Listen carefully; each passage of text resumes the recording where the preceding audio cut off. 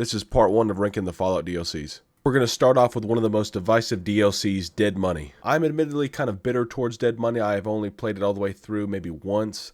I don't think I want to again, but it does have an interesting story with Father Elijah. I just hated the bomb collar being a constant annoyance, as well as the toxic clouds. The Dog and God Companion was interesting, but not enough for me to change my ranking. I'm going to be putting this one in the D tier. Moving on to Nuka World. When I first saw the trailer for Nuka World, I got pretty hyped. I thought we were going to get a brand new multi-branching storyline for it, to only find out it was kind of a raider-only DLC, essentially. I mean, correct me if I'm wrong, but you could basically join up, be a raider, or go ahead and just kill them all. There's really no other options to be a good guy in that entire DLC. So the story felt kind of weak to me, like they needed longer to cook it up and put some good guy options there. And I mean, you could have helped everybody rebel. I didn't like the huge fetch quest collecting all the star cores. Other than that, the locations were pretty great, awesome visuals, but I felt the gameplay was lacking. Overall, I'm going to be putting this in the B tier. Broken Steel. This DLC was super important to Fallout 3 because it added the ability to continue the game after the main story ended. The huge battle at Adams Air Force Base was pretty cool. Ripped to my boy Liberty Prime, though.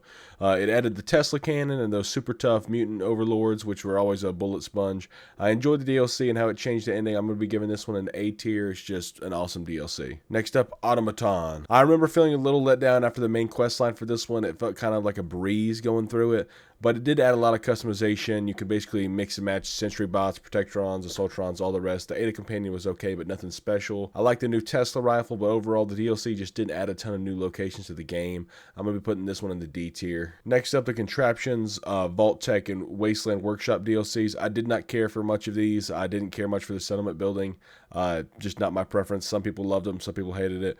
But it was kind of cool to get to make your own vault. That's the only thing I will admit was pretty cool. I understand a lot of settlement builders love these, but part of me thinks it should have just been in Fallout 4 at launch anyways.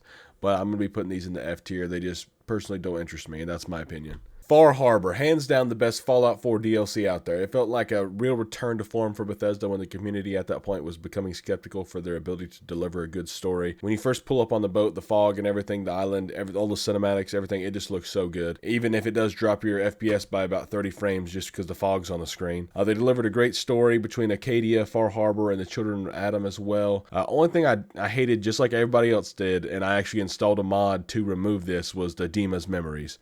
Everyone hated this. Nobody liked this. And if you like this, tell me in the comments, because you're lying. Overall, this DLC was just a true masterpiece.